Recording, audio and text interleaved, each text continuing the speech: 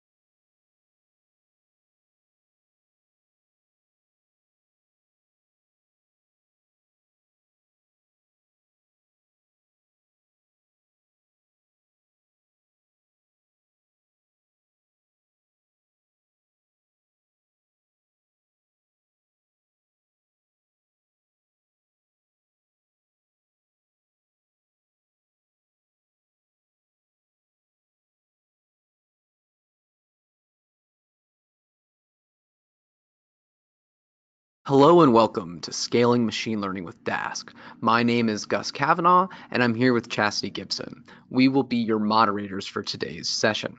Now, a few housekeeping rules. First, please ask questions and do so via the GoToWebinar chat. Your question will only be seen by the moderators and the presenter. We'll do our best to respond, and a select few will be answered live at the end by Tom on air.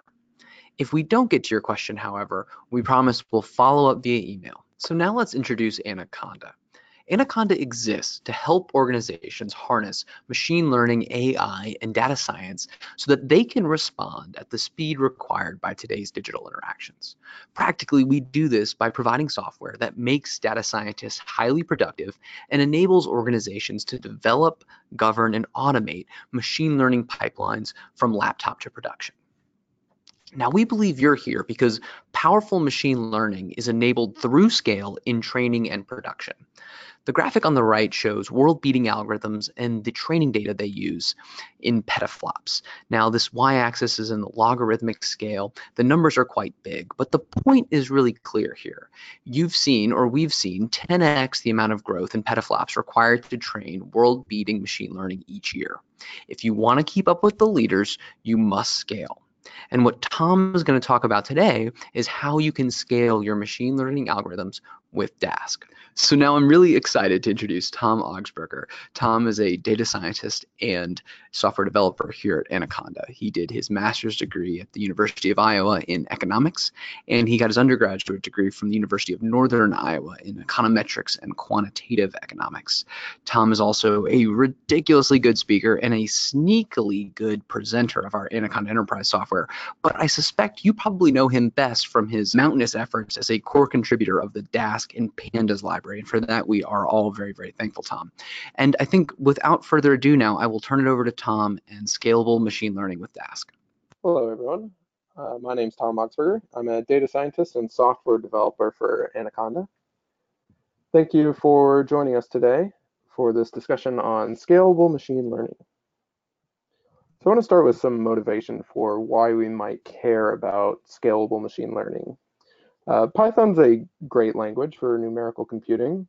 It's a relatively easy language to pick up, and we're very fortunate to have had all these open source developers put in countless hours of development time to make this rich ecosystem of libraries that we have today. Historically, Python's kind of had a rap for not scaling well. Maybe that's because of the GIL, that might hinder parallelism, or whatever the reason, it's kind of had this reputation. But I think that Dask is addressing that problem. With Dask, we're able to do these large computations on really big data sets in parallel and maybe distributed across a cluster. Personally, I'm interested in machine learning. So today we're going to be talking about Dask-ml, which is an open source library for scalable machine learning. The goal of Dask and Dask-ml in particular is to enable scalable machine learning on large problems and large data sets. So a bit of background on Dask. I'm mostly assuming that you're already familiar with it. Matthew Rockland, who is a core Dask developer, gave a webinar last month on Dask. If you didn't attend that, then that's okay. We'll do a brief intro here, and then at the end we have links to all of the documentation if you want to follow up on that. So the brief summary of Dask is it's a parallel computing framework. It takes large problems, like take the sum of this billion element array, and breaks it into a whole bunch of smaller problems that can all be executed in parallel. Dask also provides the infrastructure for doing that computation in parallel. It'll do things like set up a cluster of machines or a thread pool or a process pool to actually be ready for computation. So there are a couple of levels to Dask. As a user, you'll first come across the high-level interfaces like Dask Array or Dask Data Frame. These provide large containers for data. So Dask Array looks and feels like a NumPy array, only it executes in parallel and it can operate on larger than memory datasets. Same thing for Dask Data Frame. It looks and feels like a pandas data frame.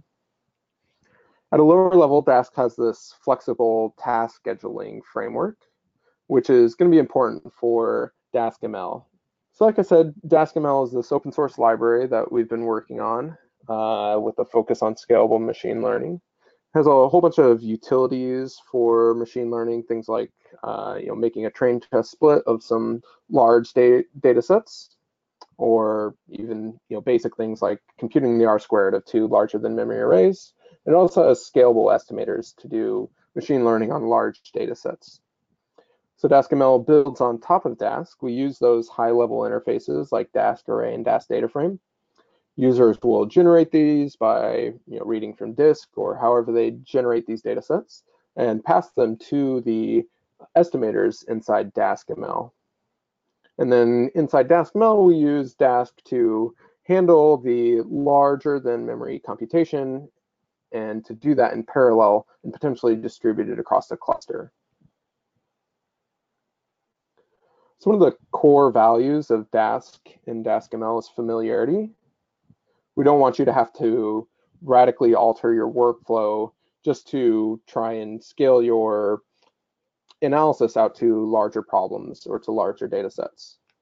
And to that end, Dask and Dask-ml work well with existing libraries. And so for machine learning, it's been a real big focus to work well with Scikit-Learn wherever possible. So in this case, we have this somewhat complex little pipeline. This is working with the taxi cab data set and basically just predicting whether or not someone leaves a large tip or not. And I've gone ahead and color-coded this pipeline, all the objects here, by their origin. So we have some things that come from Scikit-Learn, so like make pipeline and function transformer. These come straight out of Scikit-Learn. With Dask-ml, just like with Scikit-Learn, you can write your own custom estimators or transformers that operate on whatever you define it to, but in particular, these ones would work well with Dask Array or Dask Data Frame. So you can work well with larger than memory data sets. And then Dask-ml also provides some estimators and transformers of its own. Things like standard scalar, which you might recognize from Scikit-Learn. This is the same sort of thing, only it operates on Dask arrays. Logistic regression, same sort of thing.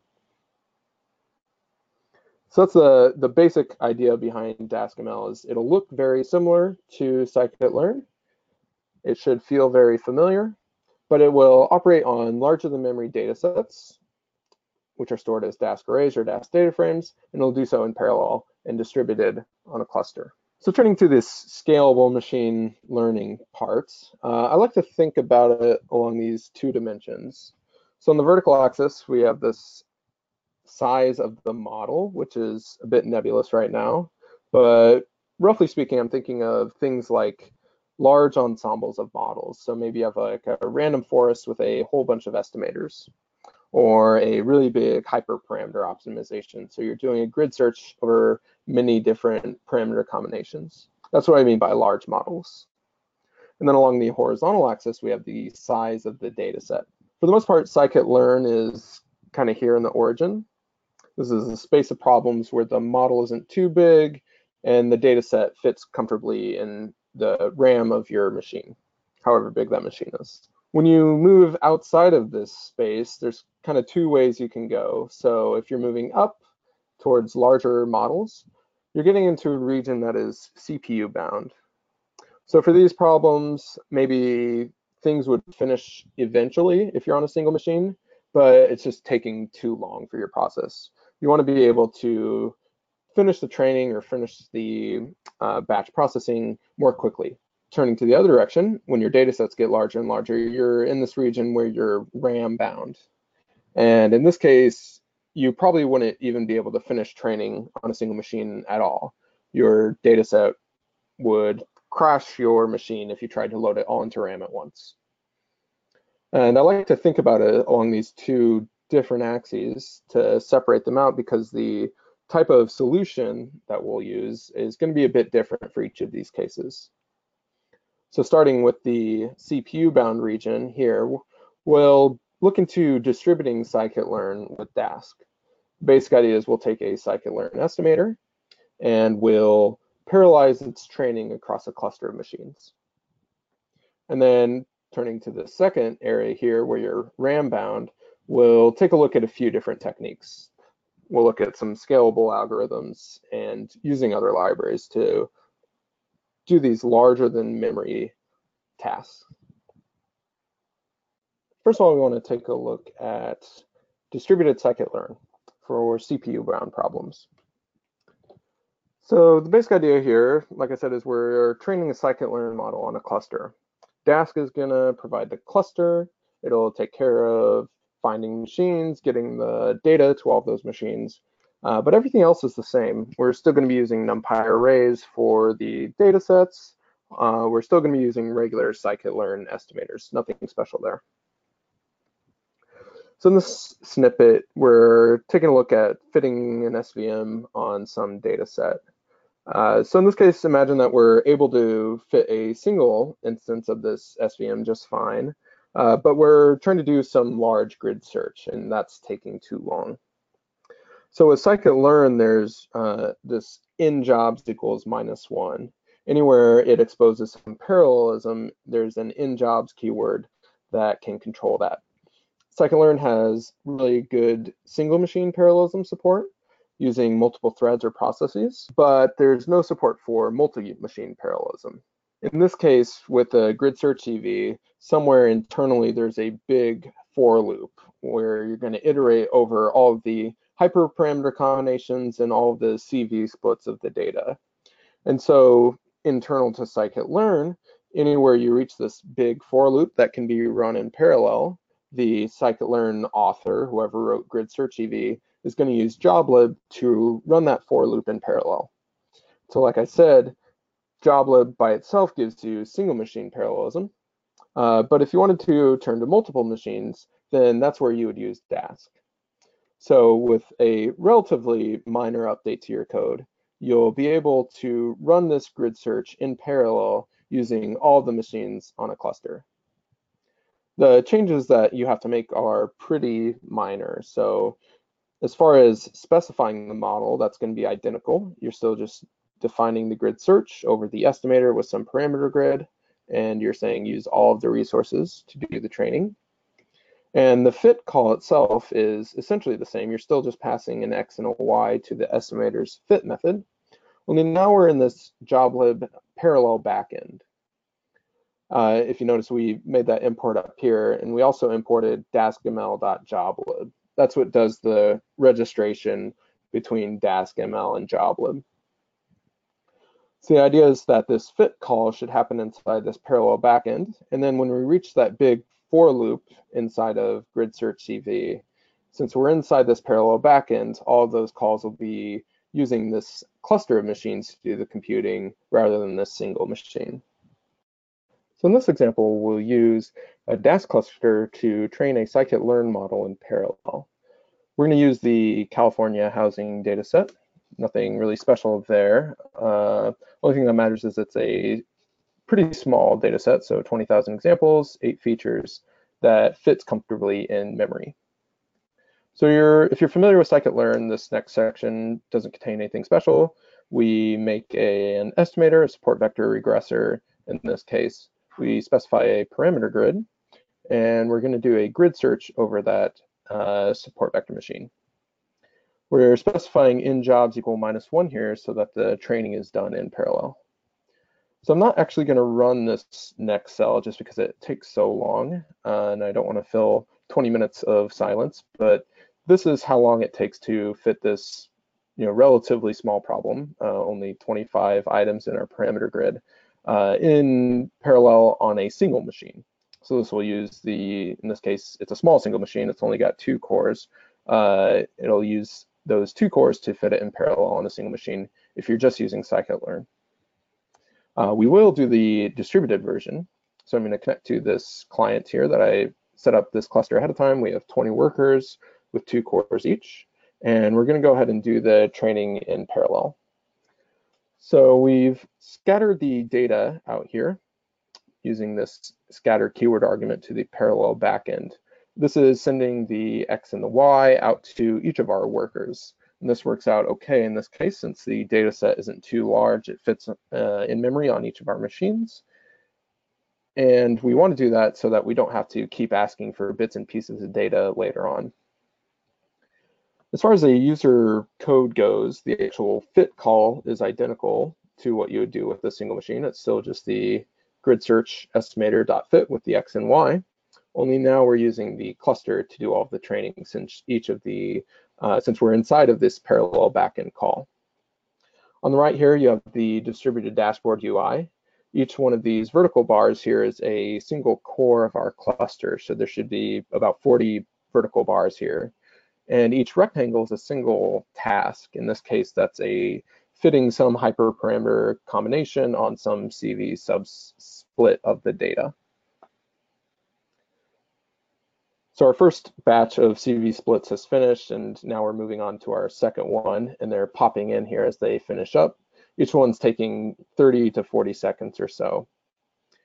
Scikit-Learn and JobLib and Dask are talking to each other to do all the computation in parallel here, and we end up finishing in about 1.5 minutes compared to the 22 or 21 minutes on the single machine.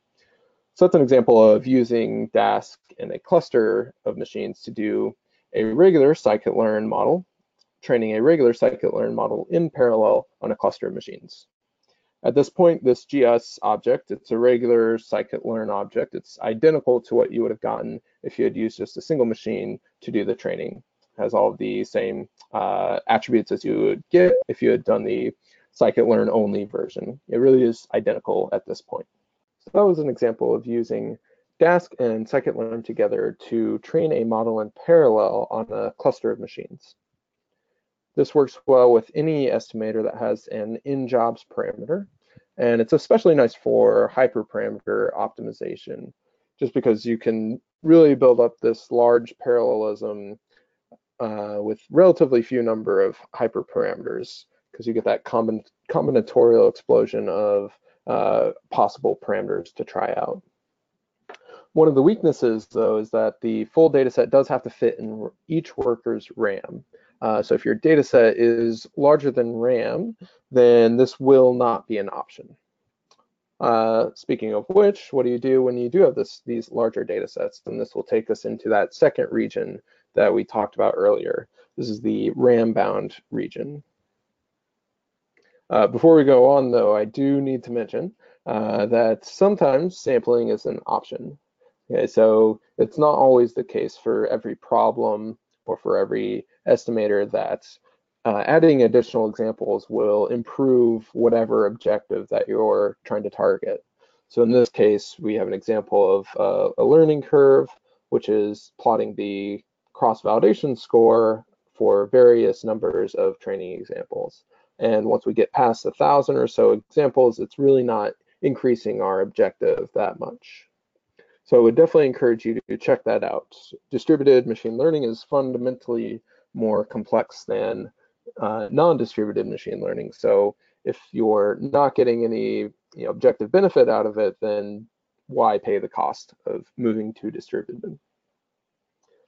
Second of all, we have some utilities in Dask-ml for solving a lot of the low-hanging fruits. When you're talking about the complexity of distributed machine learning, most of that complexity is in the training portion. Things like batch prediction or scoring a really large data set is relatively easy to do in parallel. So in this case, Dask-ml, we provide this parallel post-fit wrapper. It takes a Scikit-Learn estimator, so parallel post-fit is a meta estimator.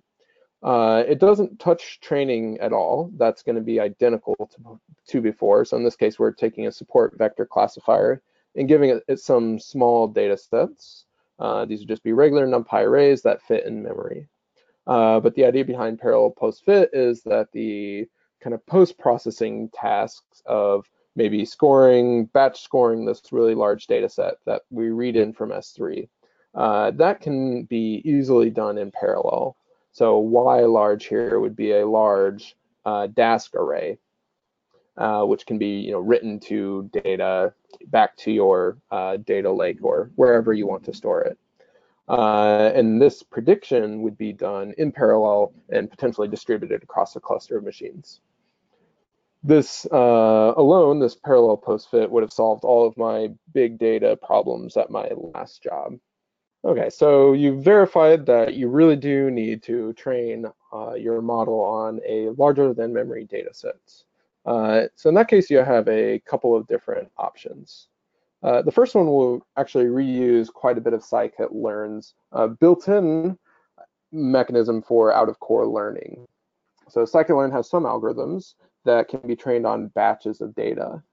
Instead of sending the entire data set to the estimator's fit method up front, you're going to send batches to the partial fit method. So suppose you have this data stream that's giving you some larger than memory stream of data, but each chunk, each X and Y in that data stream fits comfortably in memory.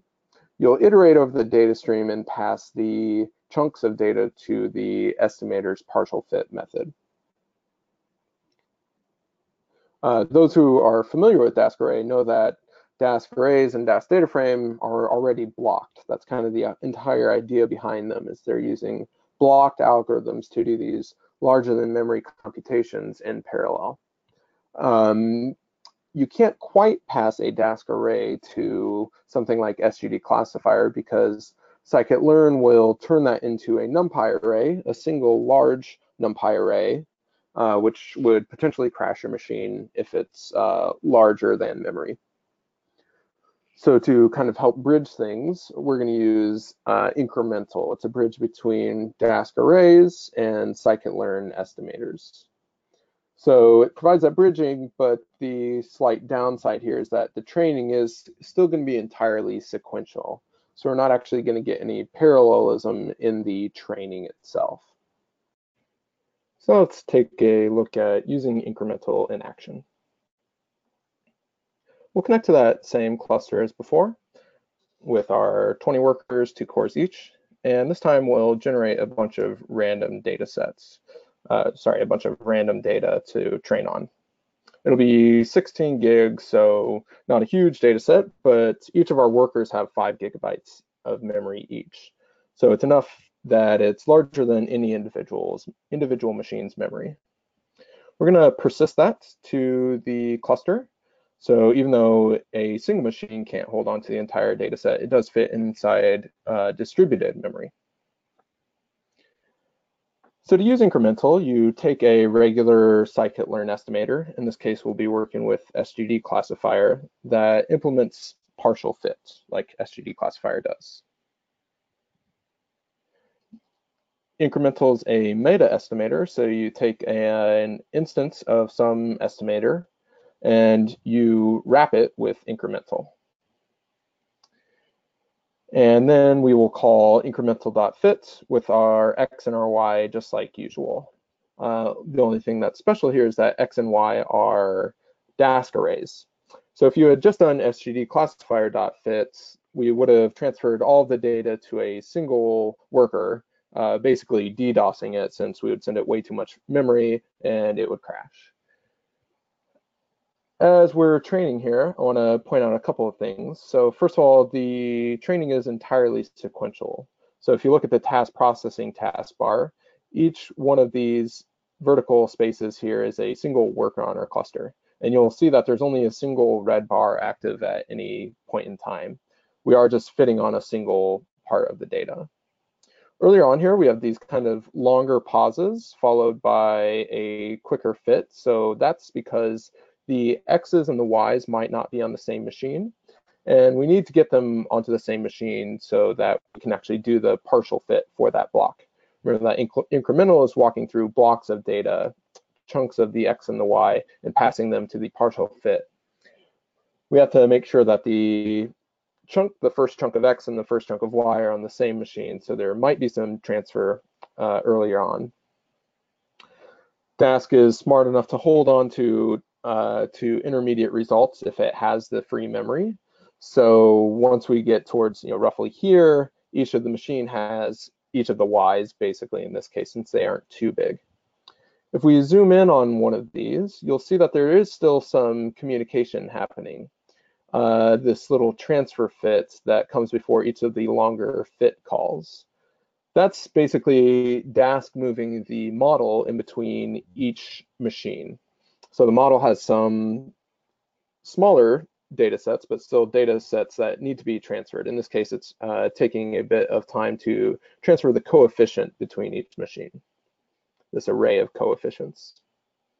So in the end, we took about 1 minute and 14 seconds to do that training on that 16 gig data set. So the sequential nature of that training, where we have a lot of white space here, is a bit unfortunate. Even though we have these 40 workers, when we're doing the training, only one of them is active at any point in time. That's a little wasteful. But in the context of a broader machine learning workflow, you're often doing a lot more than just passing raw data to an estimator. You might be doing some pipeline, some pre-processing that is often much easier to parallelize than something like an SGD. Or you can be doing some multiple passes across your data. If you're just using Scikit-Learn and SGD classifiers partial fit, you would have to pay that I/O cost every time you loaded the data set or that chunk of the data set into memory. And if you're doing multiple passes over the data, then you'll have to be paying that I/O cost multiple times. Or you might be doing something like a grid search CV, which can be parallelized at a higher level, like we already saw. So in this case, let's take a look at a small little pipeline, mixing standard scalar with incremental. The standard scalar came from Dask-ml, and it works just fine on Dask arrays in parallel. So we'll go ahead and fit that pipeline. Sorry about the deprecation warning from Scikit-Learn. This first batch here that's going by now is the standard scaling that's being done in parallel using all of our cores at once. And then we're back into that same partial fits kind of incremental estimator that is sequential. So when you have these kind of more complex workflows that are probably more representative of the real world, where you're mixing pre-processing with final estimator, then you will still be getting some parallelism before you enter the sequential mode. Or if you're doing a grid search over this last stage, you can get the parallelism here and parallelism at the last stage, since that grid search will be happening at a higher level. So that's the incremental meta estimator. It's a bridge between Dask's collections like Dask array and Dask data frame and Scikit-Learn estimators that implement partial fit. It works by feeding blocks of a Dask array or data frame to the partial fit method of a Scikit-Learn estimator. It works with any estimator that implements partial fit, which is a decent number in Scikit-Learn. These are just a few. And it's also not limited to Scikit-Learn. So quite a few projects have adopted Scikit-Learn's API, even if the algorithms or the estimators aren't in Scikit-Learn itself. Incremental will work just fine with those as well. I mentioned before that there were a couple of approaches when you're in this RAM-bound region. So we just saw incremental, and now we'll turn to algorithms that are re-implemented in Dask-ml. So these are written from scratch to work well with Dask arrays and Dask data frames. These are just some of them that we've implemented. So we have things like logistic regression, linear regression, k-means, some pre-processing, transformers, some dimensionality reduction. These are just some of the ones that we've done, but by no means have we, covered everything that Scikit-Learn covers. Dask-ml is a relatively young library at this point, and not every algorithm can be parallelized and distributed. As a kind of unfair comparison here, we're going to look at a couple of implementations of spectral clustering. So, don't trust this benchmark, especially since I was the one that wrote it, but this is comparing Scikit-Learn spectral clustering with Dask-ml's. And, it's unfair because they're really trying to achieve two different things. Scikit-Learn implements the classical spectral clustering algorithm, which involves this big n samples by n samples intermediate matrix. And even for relatively small data sets, so in this case 10,000 examples, the runtime of the Scikit-Learn version is also going off exponentially. Whereas the Dask-ml approximate algorithm is continuing to scale nicely. In practice, the Dask-ml version seems to work out pretty well. So this is an example of the Dask-ml spectral clustering on some image data. So let's take a look at one of Dask-ml's estimators in action. We'll take a look at k-means. So again, we'll connect to our cluster just like before. We have our 20 workers with 2 cores each. And again, we'll generate a large random data set. So X and Y are Dask arrays. In this case, X is about 48 gigs. And we'll go ahead and persist that into distributed RAM just so that we don't have to deal with I/O. So all the estimators implemented in Dask-ml from scratch follow the Scikit-Learn API. You specify your hyperparameters ahead of time and then pass the data to the fit call. In this case, we're fine passing a large Dask array to fit, since all of the estimators in Dask-ml naturally handle Dask arrays just fine. Over on the right, you'll see the computation. So the thing that just went by was the first stage of k-means, which is finding the initial set of clusters. We use k-means parallel, which is the same initialization algorithm that's implemented in Apache Spark. And now we're busy doing the expectation maximization stage, just finished. And that's, if you're familiar with k-means, you don't have to be, but there's just a whole bunch of finding, given the current set of centers, find the closest point to each center, and then of all the points closest to that center, what's the new average? So alternating back and forth. There are some sections of the algorithm, like here, that are sequential. We have to pull all the results back to a single machine to get the new centers, but the majority of the computation is done in parallel. And we were able to do that k-means clustering on the 48 gigs in about 30 seconds. So when it comes to large data sets, you have two main options. You can use incremental, which is a meta estimator that wraps any Scikit-Learn estimator that implements partial fit. This is nice because it's a familiar, battle-tested implementation.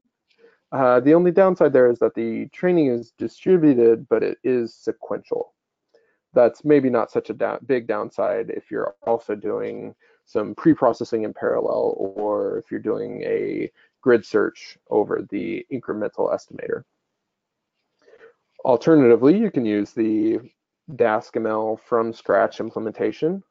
This is nice because the training is entirely parallel and distributed. On the other hand, it's a newer implementation. There are probably more bugs in the Dask versions. And there are also fewer algorithms that have been implemented in Dask-ml. I want to touch on one last topic here, and that's how Dask integrates with other libraries like XGBoost or TensorFlow.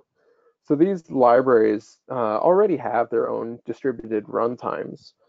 So it doesn't really make sense for Dask to be involved with the actual training when those libraries are doing their training. But you might still want to use Dask to do the pre-processing. So Dask data frame or Dask array to do some pre-processing before handing the large data sets off to these libraries distributed runtimes. So Dask-ml has some helpers to facilitate that. So in this case, we'll look at daskml.xgboost. What that does is it kind of sets up the XGBoost distributed runtime side by side with the Dask cluster. So you get these two distributed systems, Dask and XGBoost, talking to each other. Dask.ml.xgboost will help take care of passing the data between the Dask runtime, so the regular Python runtime, and then the distributed runtime of XGBoost, or same sort of thing for TensorFlow. And it'll help out with passing the Dask arrays or the Dask data frames to the XGBoost runtime. Okay, so with that, I would like to direct you to our documentation. We'll have some time for questions, but if I don't get to everything, you can check out dask.pydata.org. That'll have links to all of the various projects that we talked about. So how to use Dask array and Dask data frame, how to deploy your cluster, which we didn't touch on at all, and then how to use Dask-ml for scalable machine learning. Thanks, everyone. Thank you so much, Tom. And in addition to downloading Dask and playing with it locally or running it on a cluster of your own creation, if you would like to use Dask as part of a broader array or ecosystem of tools, I'd encourage you to look at Anaconda Enterprise.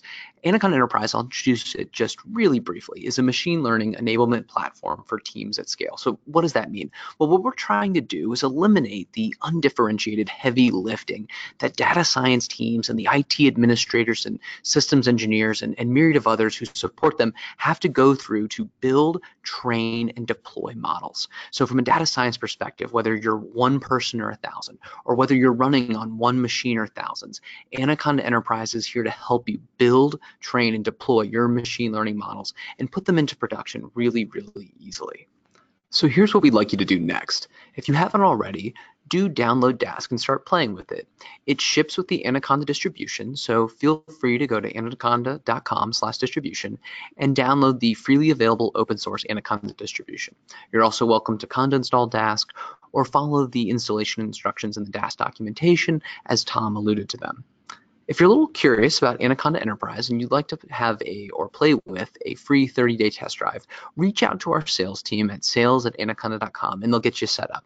They'll ask you a few questions about the type of workloads, the number of users, and then you'll have 30 days to play around with Anaconda Enterprise, and you'll see what I mean about how it really makes that undifferentiated heavy lifting of data science, of trying to get models into production, how to build, train, and deploy, really makes your life easy. And then finally, if you like what Tom has said about Dask and Dask-ml, and if you're curious about some of our other offerings and how we might be able to help you and your goals in data science and machine learning, reach out to us about our consulting, training, and support offerings. We have a number of ways of helping customers, and we would love to hear from you. And with that, we'll now turn it over to Q&A. All right, first question. Tom, of course, this one goes to you because you were the presenter. What advantages does Dask have in comparison to Spark? Or in what situations would Dask be preferable to Spark for, and let's maybe focus on machine learning, but if you want to speak a bit more broadly, that would be awesome as well. Sure. I should say up front that I don't have too much experience with Spark MLlib or Spark ML, which I think is the newer version or implementation for machine learning things inside Spark. So I'm relatively ignorant here. In terms of like goals between Dask and Spark, there's a lot of overlap, at least for like Dask data frame and Spark's data frame. Same basic ideas. You want to do data frame like operations on tables of heterogeneous data on a cluster, or in parallel anyway. So there's a lot of overlap there. The main differences are that Dask runs on, it's Python. Dask is a pure Python project. Spark is on the JVM. So if you don't have the JVM already set up and managed and all of that stuff that comes along with it, then Dask can potentially be easier to set up there.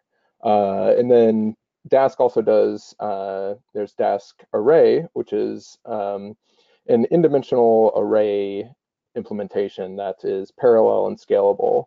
As far as I know, Spark doesn't really have an array-like abstraction. Everything's built on top of RDDs. They're resilient distributed data set, I think, or their data frame. So those are probably the biggest high-level differences, and then there's a lot of lower-level implementation differences that aren't super interesting, probably. Yeah, thank you, Tom. That's really helpful. Next question, let's jump into, earlier in the presentation, you'd mentioned something along the lines. You had an example where you said, hey, in this example, your data must fit into RAM. But we also heard later on in the presentation that Dask certainly works well with extremely large data volumes. Can you kind of summarize that for us and help provide the distinction about when your data should fit in RAM or when the workload would work best on a cluster? Yeah, this is something that I struggle with explaining because it's not immediately clear.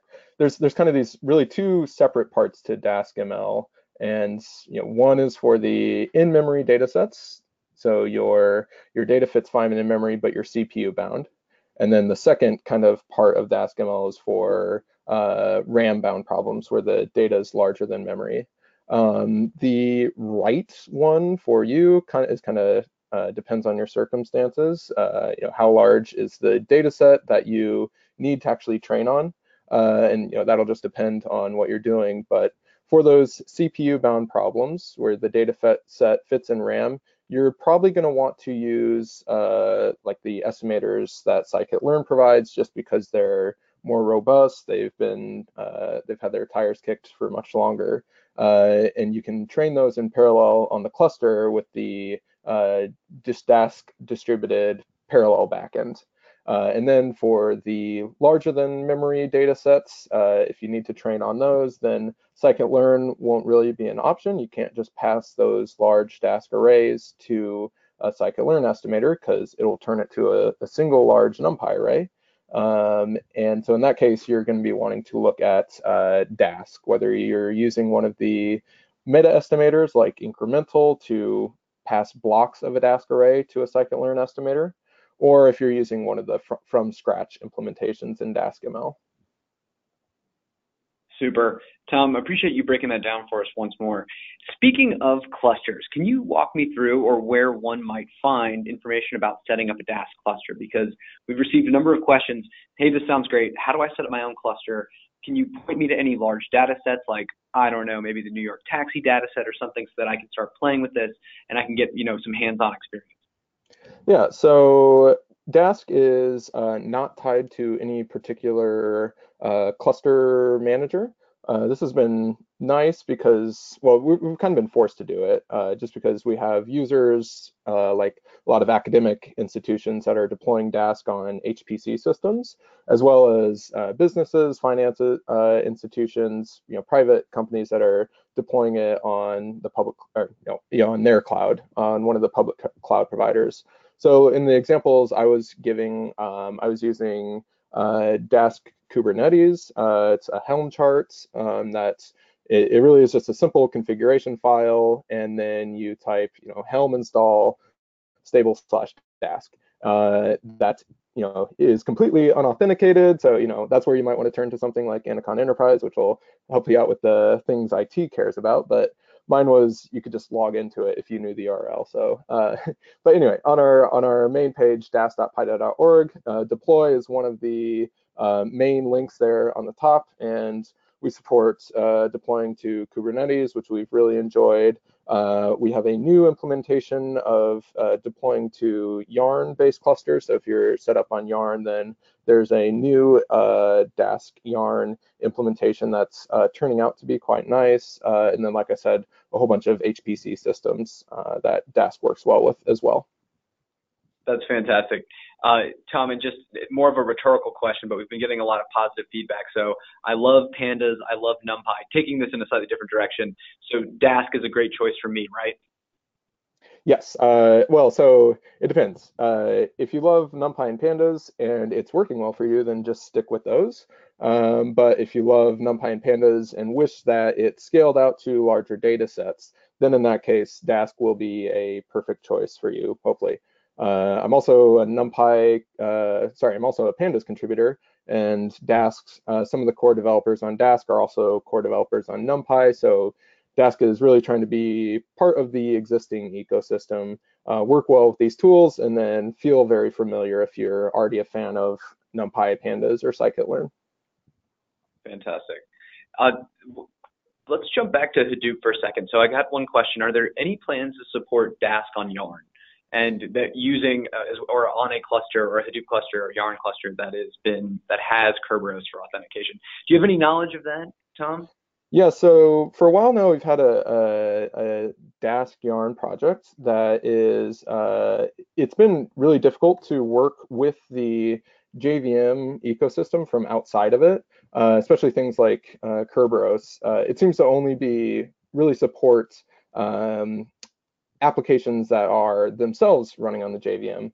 Dask is a Python application, so we're trying to enter this world from the outside. It's been hard, but one of the Dask developers also works for Anaconda, Jim Christ, has a really nice new library for working with Yarn. It's called Skein, which I guess is like a small thing of Yarn. I'm not quite sure, but it's Skein.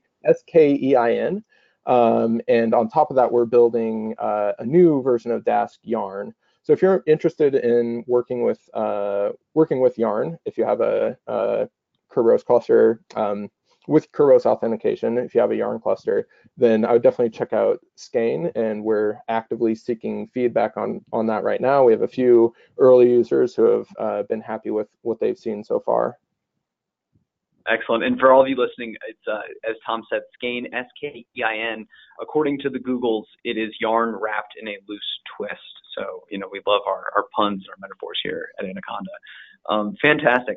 Hey, Tom, maybe last question here. Can you talk a little bit more about the incremental, and pardon me for butchering this, but or can you walk me through your discussion of incremental at a high level, summarize it for us?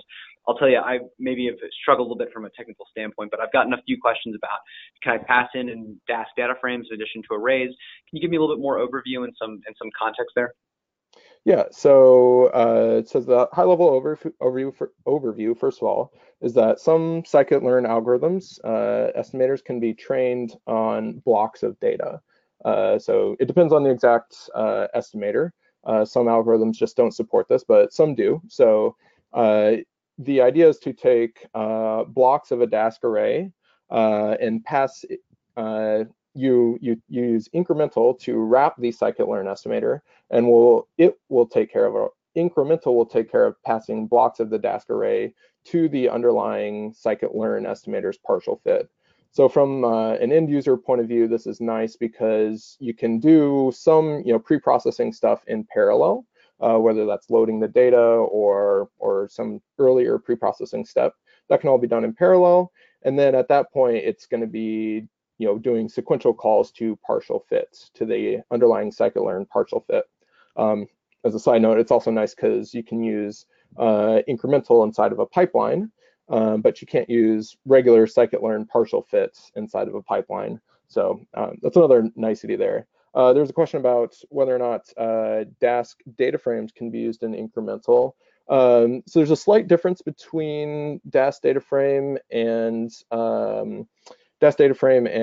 Dask array. Dask array knows the size of each block. I'm trying to think through right now. I suspect it won't work, but it should be just fine to add. I'm actually going to open a GitHub issue right now to verify that this does work. Just thinking through it in my head, I don't think there will be any problem with using incremental on Dask data frames. So the short answer is that will probably work. And if it doesn't right now, then it will later this week. Fantastic. Well, hey, excellent question from the audience then, because now you're just contributing. Well, you're getting Tom to contribute to the core development of the project. Super. Well, Tom, thank you so much. Any final thoughts? Any last questions maybe we should have asked, or anything else you'd like to share? No, I think questions were good. I'd encourage people to check out the documentation and go to the Dask-ml GitHub repository if you liked what you saw and want to try it out and run into any issues. Do feel free to open them up. We're actively seeking use cases right now in terms of prioritizing what we focus on next. It'd be helpful to have some real-world feedback on what people have used and didn't work well, and then also what people would like to use if it were implemented. Excellent. Yeah, and just as a kind of a concluding note, again, and thank you, Tom, we will be sending out the slides and the recording. We do apologize for a few of you had some issues getting on earlier in the webinar. Our apologies about that confusion, but we will make sure you have the full recording so you can catch up on any parts that you missed. And then please feel free to email, again, reach out to us with any questions. If you want to test drive Anaconda Enterprise or learn about some of our consulting, training, and support options, do drop our salespeople line at sales@anaconda.com. And again, thank you so much for attending, and we hope to see you next time.